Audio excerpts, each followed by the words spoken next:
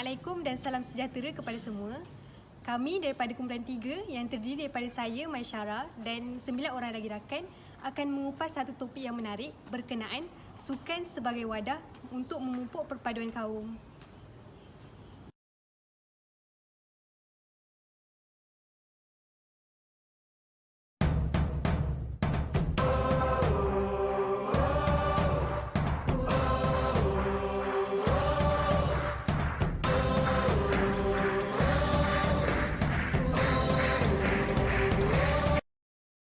Secara umumnya, terdapat 4 jenis sukan iaitu sukan tradisional, sukan padang, sukan balapan dan sukan air.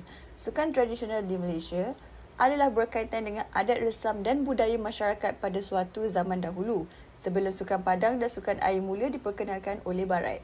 Sukan tradisional dimainkan tanpa adanya peraturan yang jelas dan hanya mengikut situasi dan peserta. Sukan ini juga tidak menjanjikan apa-apa pengiktirafan di peringkat dunia dan antarabangsa. Permainan ini dilakukan atas dasar ingin bersukaria dan mengeratkan perpaduan dalam kalangan jiran-jiran atau saudara terdekat. Antara contoh permainan sukan tradisional ialah permainan gasing, batu seremban, congkak dan sebagainya. Pada zaman British, sukan padang dan sukan air mula diperkenalkan pada tahun 1920-an secara beransur-ansur melalui sistem pendidikan. Hal ini berlaku setelah kedatangan Inggeris ke Tanah Melayu dan sekolah pertama yang dibina ialah Pening Free School.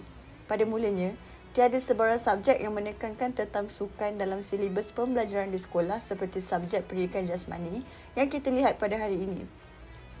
Sukan pada ketika itu hanya menumpukan pada senaman dan latihan kawat kaki sahaja. Pada tahun 1924, British mula melantik pengusaha pendidikan yang bertanggungjawab mengubah silibus subjek pendidikan jasmani. Namun, silibus pendidikan jasmani pada ketika itu hanya tertumpu pada negeri-negeri selat sahaja. Silibus pelajaran bagi subjek pendidikan jasmani adalah berpandukan sekolah-sekolah di England pada tahun 1933. Guru-guru pula perlu mula dilatih dan dihantar ke luar negara bagi mendapatkan latihan sebelum mengajar subjek pendidikan jasmani dan pendidikan kesihatan. Seterusnya, rangka pembelajaran yang sistematik mula diperkenalkan di sekolah rendah dan sekolah menengah. Akhirnya, sukan padang dan sukan air diperkenalkan iaitu berenang, bola sepak, badminton dan tenis. Permainan di peringkat sekolah mula menjadi lebih serius dan ramai atlet daripada zaman sekolah dikenal pasti dan diserap masuk untuk bermain di peringkat antarabangsa. Pasca kemerdekaan memperlihatkan Malaysia berjaya menghantar atlet-atletnya di sukan Commonwealth dan sukan Asia. Sehingga hari ini, Malaysia telah berjaya merangkul pelbagai peringkat dalam sukan ASEAN, sukan Asia, kejohanan badminton dunia, sukan Commonwealth dan sukan Olimpik. Selain itu, Malaysia juga berjaya melahirkan atlet berkelas dunia seperti Datuk Lee Chong Wei dalam sukan badminton, Datuk Nicole Ann David dalam sukan squash, Mokhtar Dahari dalam sukan bola sepak dan ramai lagi. Hal ini membuktikan Malaysia telah berjaya dalam melahirkan dan melatih atlet untuk bertanding di peringkat antarabangsa.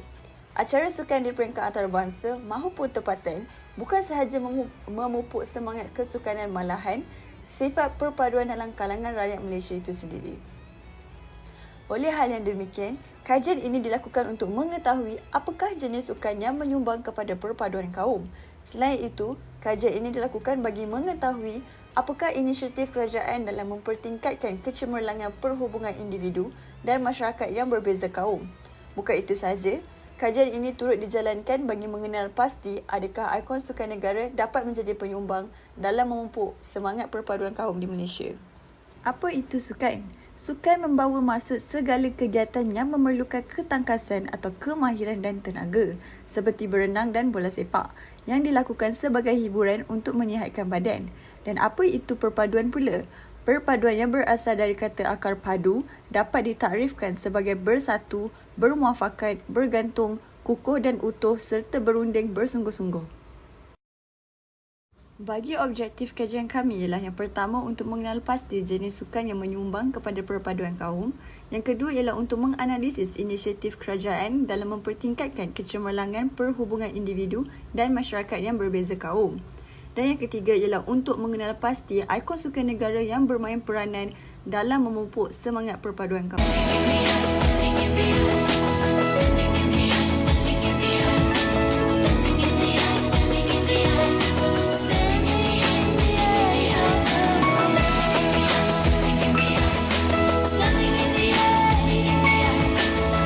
Saya teruskan lagi dengan kaedah kajian yang kami gunakan iaitu kualitatif dan kuantitatif. Bagi kualitatif, kami menggunakan soal selidik dan sebanyak 57 responden telah menjawab soal selidik yang kami edarkan. Responden terdiri daripada umur 18 hingga ke 60 tahun. Borang soal selidik telah diedarkan kepada keluarga, rakan-rakan terdekat dan di platform media sosial seperti Facebook, Twitter dan WhatsApp. Memandangkan COVID-19 belum pulih, soal selidik adalah kaedah yang terbaik untuk digunakan. Kami menggunakan Google Form untuk responden menjawab beberapa soalan yang kami kemukakan. Seterusnya, kami menggunakan kaedah kuantitatif iaitu melalui rujukan jurnal, buku dan internet. Hal ini adalah untuk memastikan bahawa kami mempunyai maklumat yang cukup dan tepat berdasarkan kepada kajian-kajian lepas. Antara contoh jurnal yang dirujuk adalah Permainan Tradisional yang ditulis oleh Valentine Bijani, Sejarah Sukan Malaysia di Malaysia dan Perkembangan Sukan oleh Amiruddin Ismail dan sebagainya. Akhbar pula digunakan untuk mencari berita yang berkaitan dengan sukan dan perpaduan. Jurnal, buku dan internet membekalkan banyak maklumat-maklumat yang relevan dengan isu semasa yang boleh kami kaitkan. Seterusnya adalah kajian literatur.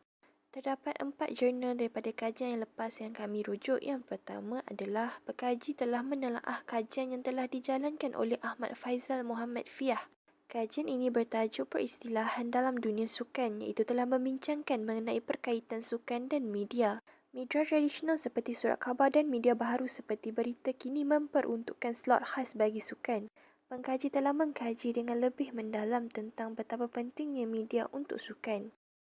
Seterusnya adalah minat perempuan terhadap sukan oleh Muhammad Fadil Ibrahim. Dalam kajian tersebut, beliau telah menyenaraikan beberapa elemen yang boleh mempengaruhi minat seseorang wanita terhadap sukan, antaranya adalah faktor kerjaya. Cara sukan yang dimainkan juga memberi sebab yang agak penting bagi golongan wanita untuk memilih atau meminati sukan-sukan tersebut. Yang ketiga adalah kajian yang bertajuk Budaya Kepenyokongan Sukan Bola Sepak sebagai Tapak Integrasi yang ditulis oleh Muhammad Helmi dan Nur Azliana.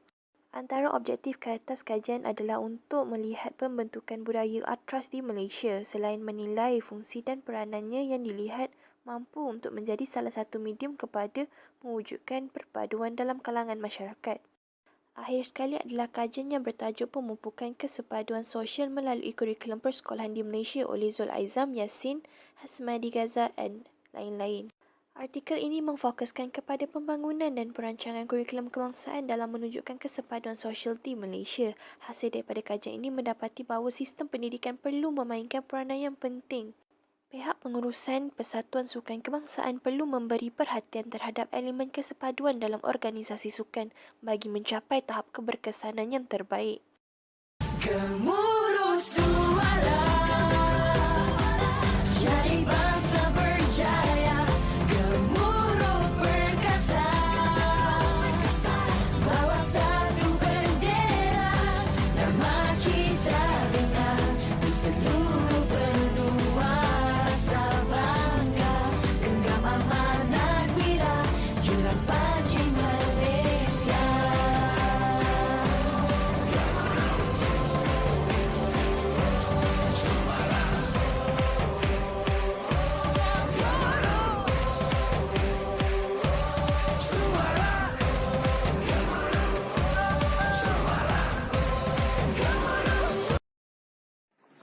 Seterusnya adalah dapatan soal selidik. Seramai 54 orang responden telah mengisi borang soal selidik ini yang terbahagi kepada 4 bahagian iaitu bahagian demografi, bahagian A, bahagian B dan bahagian C. Bagi demografi, jantina, 11 orang lelaki dan 43 orang perempuan telah mengisi borang soal selidik ini dan manakala bagi umur, majoriti responden adalah dalam kalangan umur 21 hingga 25 tahun iaitu seramai 47 orang. Untuk agama pula, seramai 53 orang beragama Islam manakala seorang beragama Kristian. Untuk kaum, 51 orang iaitu majoriti responden berkaum Melayu, manakala selebihnya adalah kaum Cina, India dan lain-lain. Bahagian A mengkaji respon masyarakat terhadap konsep penyatuan bangsa melalui sukan. Secara keseluruhannya, majoriti sangat bersetuju bahawa perpaduan kaum dapat dicapai melalui penglibatan dalam bidang sukan. Yang kedua, sukan dapat mewujudkan peluang dalam mempertingkatkan semangat patriotisme dalam diri individu dan masyarakat. Yang ketiga, ikon sukan tanah air seperti Datuk Wira Lee Chong Wei, Datuk Nicole David, Datuk Azul Hasni Awang memberi semangat serta menjadi sumber perpaduan antara bangsa dan kaum. Yang keempat, aktiviti sukan dapat menyediakan peluang untuk bekerjasama dan saling memahami antara kaum. Kelima, penubuhan Majlis Sukan Sekolah Malaysia MSSM di peringkat daerah, negeri maupun kebangsaan dapat menggalakkan aktiviti sukan bagi menyemarakkan semangat patriotik dalam kalangan rakyat.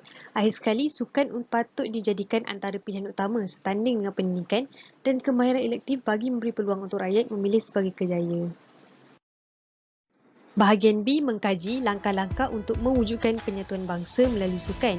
Seramai 51 orang bersetuju bahawa kerajaan patut menumbuhkan struktur sukan yang mempunyai pelan dalam jangka tempoh panjang dan menyentuh pelbagai aspek dari segi cinta akan negara, perpaduan dan semangat kesukanan kepada rakyat. Yang kedua, 47 orang bersetuju bahawa peranan ibu bapa dalam menitik beratkan hal isu perpaduan dalam kalangan anak-anak memainkan peranan penting terutamanya dalam aspek sukan. Yang ketiga, seramai 43 orang bersetuju bahawa aktiviti kokurikulum di sekolah memberi kesan kepada perpaduan kaum di kalangan pelajar. Yang keempat, seramai 46 orang iaitu majoriti berpendapat bahawa penambahbaikan kempen-kempen serta pertandingan sukan untuk setiap lapisan masyarakat agar dapat mengeratkan silaturahim antara masyarakat adalah sangat wajar. Kepada bahagian C iaitu cadangan untuk mengeratkan perpaduan kaum melalui aktiviti sukan. Jadi responden mencadangkan untuk buka lebih banyak pusat sukan ataupun kompleks sukan yang percuma yang boleh didatangi semua lapisan masyarakat.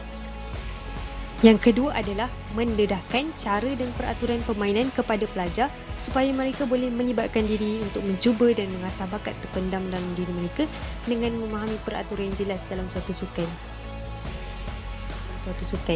Yang ketiga, mengadakan pelbagai acara sukan di sekolah termasuklah permainan tradisional, contohnya permainan congkak dengan mewajibkan pelibatan semua pelajar.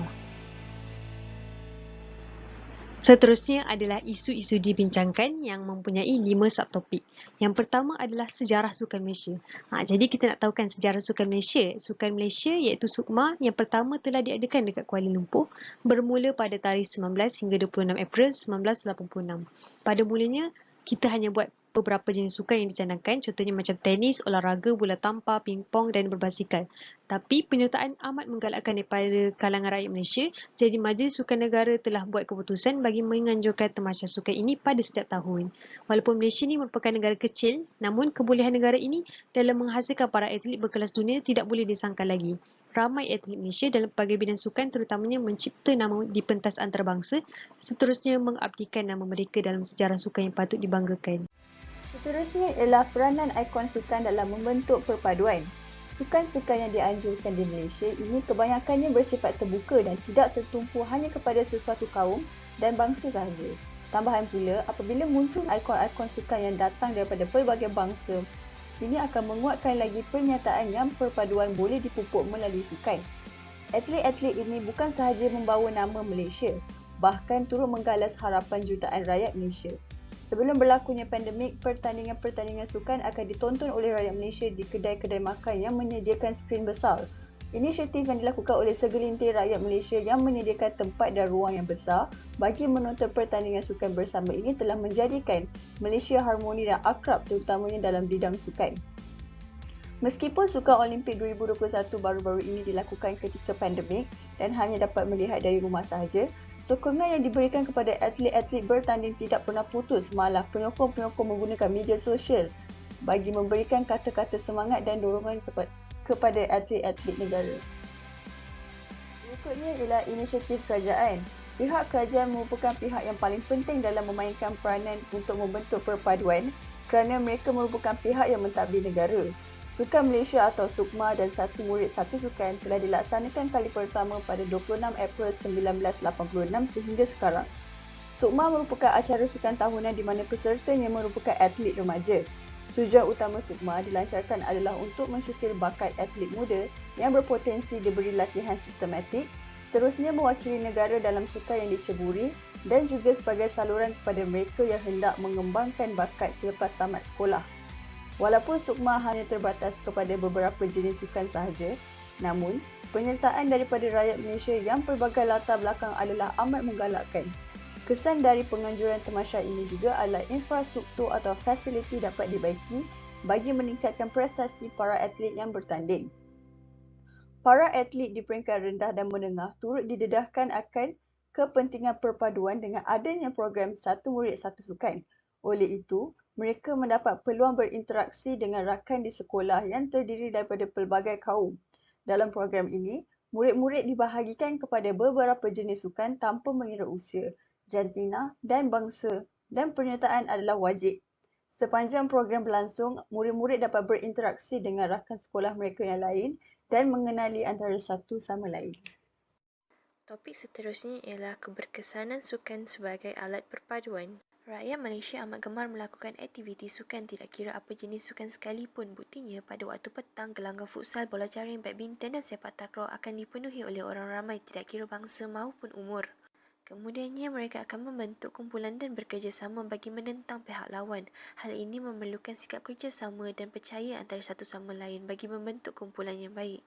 Tidak kira apa peringkat sekalipun, sukan yang disertai sama ada bermain dengan rakan-rakan sekolah ataupun peringkat kebangsaan, semangat kekitaan adalah amat penting bagi mewujudkan sikap kerjasama dan perpaduan. Walaupun sukan merupakan antara elemen penting dalam membentuk perpaduan, namun tidak dinafikan bahawa keberkesanannya sebagai alat perpaduan masih diragui. Hal ini adalah kerana sukan pernah menjadi ancaman provokasi. Mereka yang mempunyai sikap perkauman yang tinggi ini telah menjadikan sukan sebagai medium untuk memporak-perandakan perpaduan. Bukan sahaja sikap perkauman, malah sikap kenegerian yang tinggi juga seringkali terjadi terutama ketika berlangsungnya perlawanan bola sepak.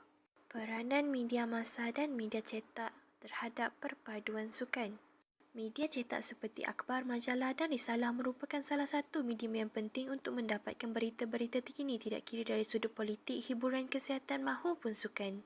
Meskipun surat-surat khabar ini mempunyai bahasa-bahasa yang berlainan, tetapi ruangan sukan yang ditulis itu mengandungi berita atlet-atlet sukan yang berlatar belakangkan bangsa dan kaum yang berbeza. Setiap akhbar juga memaparkan berita-berita sukan secara umum, tanpa ada sifat perkauman. Tidak ada surat khabar yang tertumpu kepada atlet bangsanya sahaja. Ini menunjukkan perpaduan mengenai sukan ini memang sudah ada meskipun hanya sekadar ruangan sukan di akhbar. Contohnya media sosial Instagram Azizul Hasni Awang yang dibanjiri dengan komen-komen tahniah setelah memenangi pingat perak pada Sukan Olimpik Tokyo 2021 yang lepas. Begitu juga dengan atlet sukan yang lain.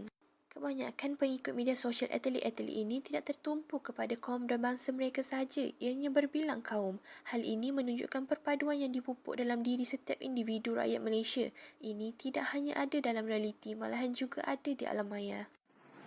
Secara kesimpulannya, berdasarkan kajian lapangan ini, kita dapat simpulkan sukan sememangnya mempunyai pengaruh dalam mengeratkan lagi hubungan masyarakat berbeza kaum. Daripada data-data yang kita kumpulkan daripada soal selidik, kajian lepas dan bahan bacaan ilmiah, objektif kajian ini telah berjaya dicapai. Sukan sememangnya kita ketahui tidak pernah mengira agama, bangsa, keturunan ataupun kepercayaan. Bukan sahaja sukan dapat memberikan impak dalam perpaduan kaum, malah sukan dapat membentuk sasiah dan jati diri masyarakat menjadi masyarakat lebih sihat dari segi fizikal dan mental serta masyarakat belajar untuk menjadi lebih berdisiplin.